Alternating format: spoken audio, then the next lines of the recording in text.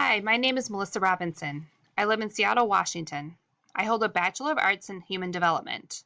I currently work at Seattle Public Schools in special education at an alternative K through 8 school. My professional goals include global education, global health, education for girls, positive health outcomes, along with homelessness and health equity. As I researched the history of global health, I learned that in 1907 the Global Health Agency was established.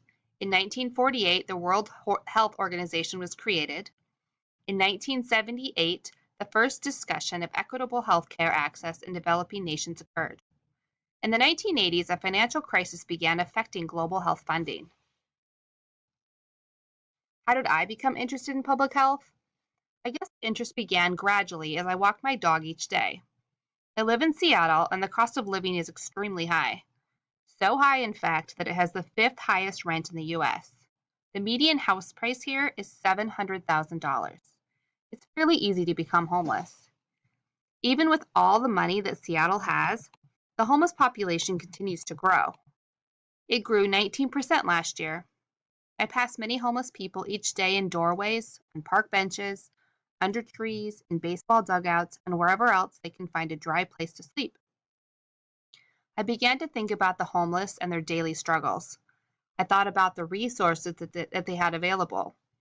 I thought about their access to health care. Even with limited resources, the homeless in my community fares better than many people living in developing countries. If people in a first world country were suffering with inadequate care, what kind of resources did people in less developed countries lack? Countries where vaccines are not common, medicine is not readily available, and clean water is not a guarantee. How do these people thrive? I thought about the girls that were not offered an education and the environmental conditions that people were forced to live in.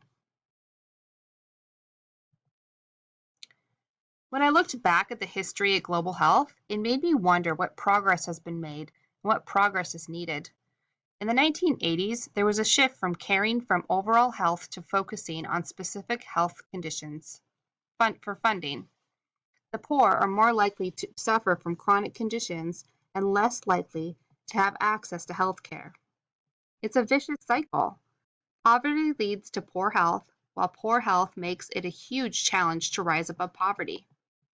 As I study public health, I hope to examine how to improve the healthcare system on a global level. If you think you are too small to make a difference, try sleeping with a mosquito.